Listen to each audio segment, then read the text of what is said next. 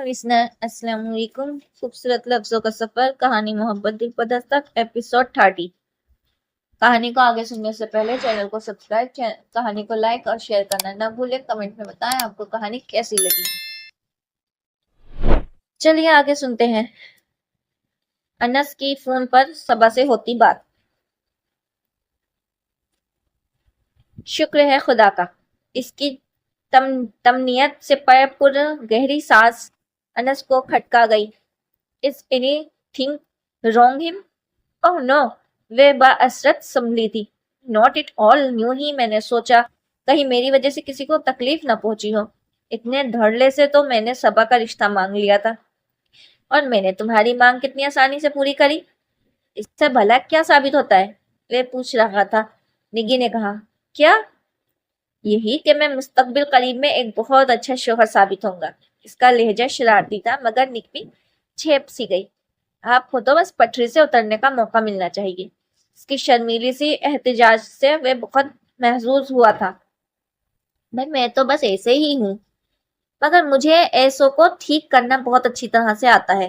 وہ ہنسی دبا کر بولی تو وہ جیسے اس کی اس ادا پر قربانی ہو گیا۔ تو پھر جلدی سے آؤ نا۔ اس کا بے قرار لہجہ نگی کی دھڑکنیں تھامنے لگ۔ جی نہیں، مجھے کوئی جلدی نہیں ہے، میں بہت سنبھل کر کترائے ہوئے انداز میں بولی تو انس نے آہ بھر کر کہا، ایک تم ہو کہ میری کوئی پرواہ ہی نہیں کرتی، اور ایک ہم ہیں کہ آپ کیا کرتے ہیں؟ میں اس کا مذاق اڑانے والے انداز میں بولی تو لخت بھر کو توف کے بعد ریسیور میں سے گونجتے والے اس دھیمے مگر جذبے سے بھرپور لہجے کی رگوں میں سیال بن کر دوڑنے لگا۔ کوئی موسم ہو وصل و ہجر کا، ہم یاد رکھتے ہیں تیری باتوں سے اس دل کو بہت آباد رکھتے ہیں۔ کبھی دل کے صفحے پر تجھے تصویر کرتے ہیں، کبھی پلکوں کی چھاؤں میں تجھے زنجیر کرتے ہیں، کبھی خوابدار شاموں میں، کبھی بارش کی راتوں میں۔ کوئی موسم ہو اصل و ہجر کا، تیری باتوں سے ہم دریا رکھتے ہیں، تیری باتوں سے اس دل کو بہت آباد رکھتے ہیں۔ تم نے کبھی ایسا کیا ہے؟ وہ بوجھل سے لہجے میں پوچھتا اس کی دھڑکنیں اتل پتھل کر گیا۔ تم نے کبھی ایسا کیا ہے؟ وہ بوجھل سے لہجے میں پوچھتا اس کی دھڑکنیں اتل پتھل کر گیا۔ جی نہیں، میرا دماغ ابھی خراب نہیں ہوا ہے، وہ تیزی سے سنبھلی تھی۔ ہاں جی، یہ عشق و عاشقی تو ہم سر پھروں کا کام ہے، تم دماغ والوں کو اس سے کیا لینا؟ اس کی مایوس کن انداز پر نگی کو ہنسی آ گئی۔ آپ کو اس عشق و عاشقی کے علاوہ بھی کچھ آتا ہے کہ نہیں؟ آتا تو بہت کچھ ہے، مگر وہ کیا ہے کہ عشق کو یہ کمال حاصل ہے، وقت بے وقت اچھا لگتا ہے۔ اس کے انداز پر ہنستی چلی گئی۔ پتہ ہے نگی، تمہاری ہنسی تمہاری باتوں سے زیادہ خوبصورت ہے۔ وہ دفتن دولت اور نگی یوں جھیپی جیسے وہ اس کے مقابل بیٹھا ہو۔ آپ کو تو بس باتیں ہی بنانا آتی ہیں، اس کا فہمائشی انداز میں کہا، مگر وہ بس بد دستور شرارت کے موڈ میں تھا۔ دو معنی انداز میں بولا، ارے ہم تو جانے بندے کو کیا سے کیا بنا دیتے ہیں، تم ایک بار دستیاب تو ہو جاؤ۔ اب میں فون بند کرنے لگی ہوں، موسم کی گرمی سے آپ کا دماغ سخت متاثر ہو رہا ہے، جا کر شاور لے۔ اس کی رنگت تمتما اٹھی تھی۔ اس نے بے اختیار کہا لگایا تو اس نے ریسیور کھنڈل پر رکھ دیا۔ اف! اس نے دونوں ہاتھ چہرے پر رکھے تو انس کی باتیں یاد کر کے اسے ایک بار پھر ہنسی آ گئی۔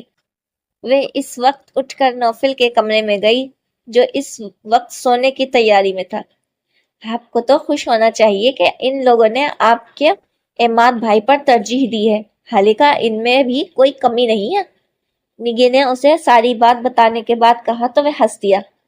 تم تو بالکل پاگل ہو گئی نہیں، یہ بھی کوئی کنفرم کرنے والی بات تھی، میں تو بھول بھی چکا۔ نگی بے یقینی سے اسے دیکھا تو اس نے اس بات میں سر ہلا دیا۔ تھینک گاڈ، ورنہ آپ ایسی باتوں کا پیچھا کم ہی چھوڑتے ہیں۔ نگی نے طمانینت بھری سانس لیتے ہوئے مسکرا کر کہا اور اس کے کمرے میں نکل گئی۔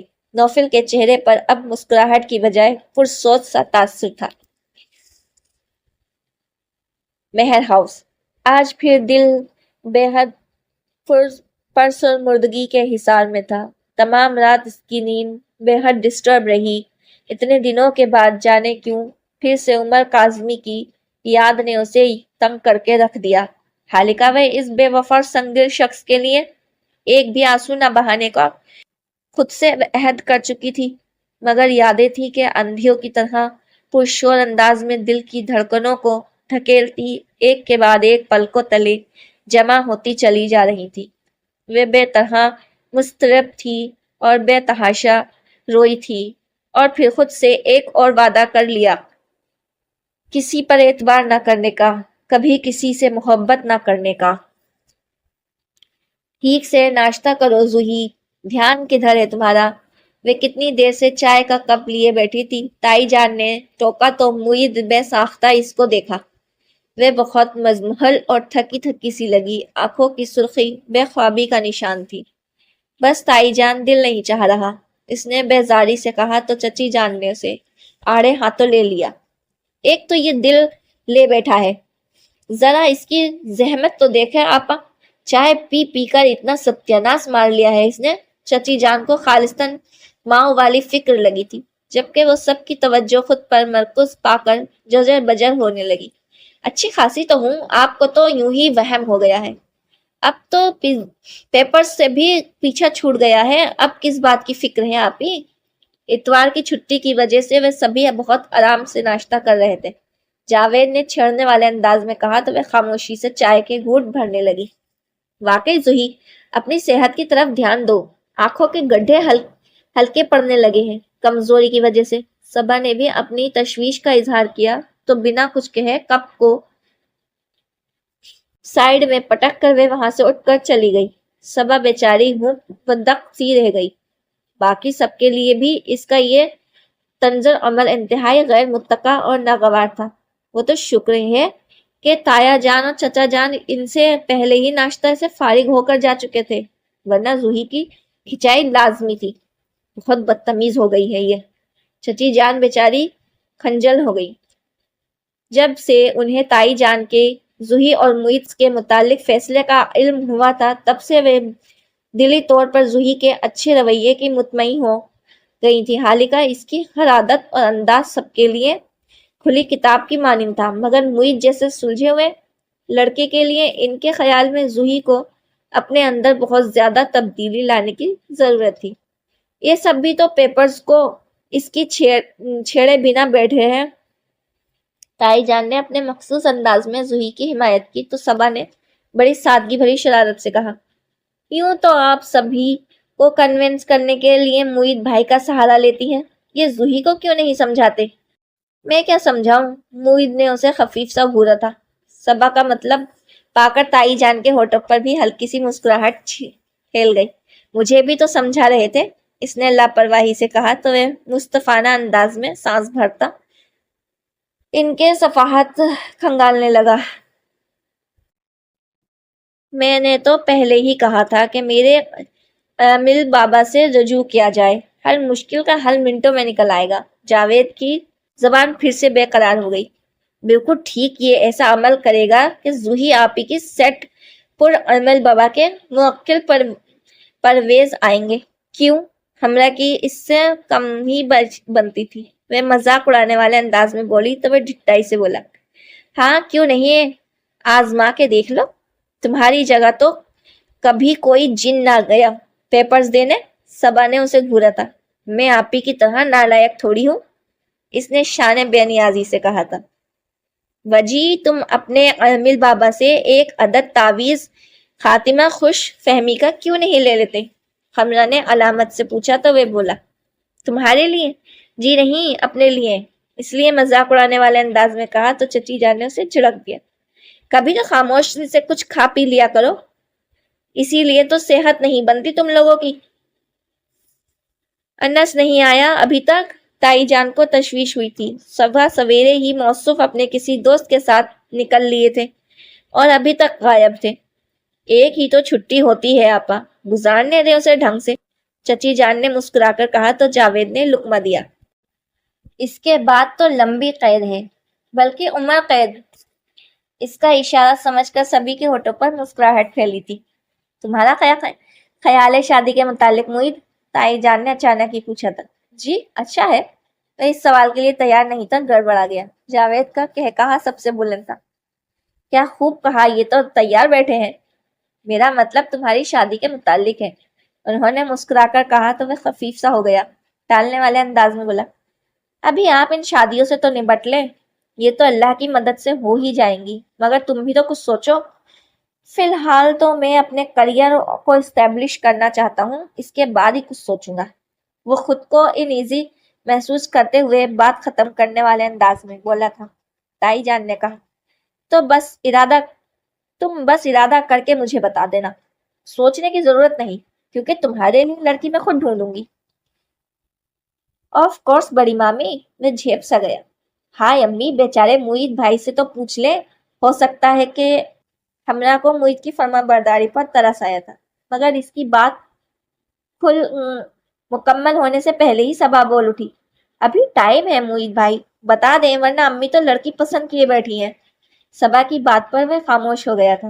چچی جان نے بھی سنجیدگی سے کہا، واقعی بیٹے پوری زندگی کا معاملہ ہے، فرما برداری بھی ایک حد تک ہی اچھی ہوتی ہے۔ ارے نہیں چھوٹی مامی، میں دھیرے سے ہنس دیا۔ آپ بھی کس کی باتوں میں آ رہی ہیں؟ میرا فیصلہ بھلا آپ لوگوں سے الگ کیسے ہو سکتا ہے؟ آج تک میری ذات سے متعلق جتنے بھی فیصلے ہوئے ہیں، میں ان سے بہتر فیصلہ کبھی بھی نہیں کر سکتا تھا۔ میں مسکراتے ہوئے بولا تو اس کی فرما برداری ان کے دل میں اتر گئی۔ مجھے یقین تھا معید کبھی بھی انس کی طرح ہر معاملے میں بڑھ بڑھ کر نہیں بولے گا۔ تائی جان نے آرام سے کہا تو ان سب کو ہنسی آ گئی۔ بہرحال اس گفتگو سے تائی جان کے ساتھ ساتھ چچی جان کو بھی تسلی ہو گئی کہ زوہی کا مستقبل محفوظ تھا۔ فون کی مسلسل بجنے والی بیل سے زوہی کو جھنجھلا کر اٹھنے پر مجبور کر دیا۔ ایک تو یوں ہی صبح سے موڈ خراب تھا، اوپر سے گھر والوں نے بھی جیسے اس سے لاپرواہی اختیار کر لی۔ اس کا خیال تھا کہ ہمیشہ کی طرح صبا اس کے پیچھے آ کر اس کا موڈ ٹھیک کرنے کی کوشش کرے گی، مگر وہ بھی جیسے اس کی خفوگی سے بے نیازی سی ہو گئی تھی۔ اب تو وہ بہت بیزاری کے حصار میں تھی، مگر دوسری طرف نوفل کو پا کر ساری بیزاری اور کوفت لمحے بھر میں اڑن چھو ہو گئی۔ دماغ تو ٹھیک ہے تمہارا زوئی، اس بھری دوپہر میں تمہیں شاپنگ سوج رہی ہے، صبا نے چڑ کر کہا تھا۔ پہلے تو وہ صبح سے اپنے کمرے میں گھسی رہی تھی۔ صبا نے اس کے پیچھے جانے کا قصید کیا تو چچی جان نے اسے صاف منع کر دیا۔ ان کے خیال میں وہ زیادہ ہی بگڑتی جا رہی تھی اور اب اچانک ہی اس شاپنگ کا جوش چڑھ گیا تھا۔ تمہارا کیا خیال ہے؟ سارے بازار پاگلوں سے بھرے پڑے ہوتے ہیں، وہ اس کی الماری چیک کرتے ہوئے آرام سے کہہ رہی تھی۔ زوئی میں نہیں جا رہی، ویسے بھی اتنے آرام سے شاپنگ ہو تو رہی ہے، مریم پھپھو نے اتنا اچھا شیڈیول بنا رکھا ہے شام کا۔ صبا کو بھی یوں بھی کہیں آنے جانے سے کوئی دلچسپی نہیں تھی، اور شاپنگ تو قریباً اس کی چڑ ہی بن چکی تھی۔ اپنی ضرورت کی کوئی بھی چیز وہ زوئی یا چچی جان سے منگوا لی، مگر زوہی آج ہر حال میں اسے اپنے ساتھ لے جانے پر اس کی تیاری کرنے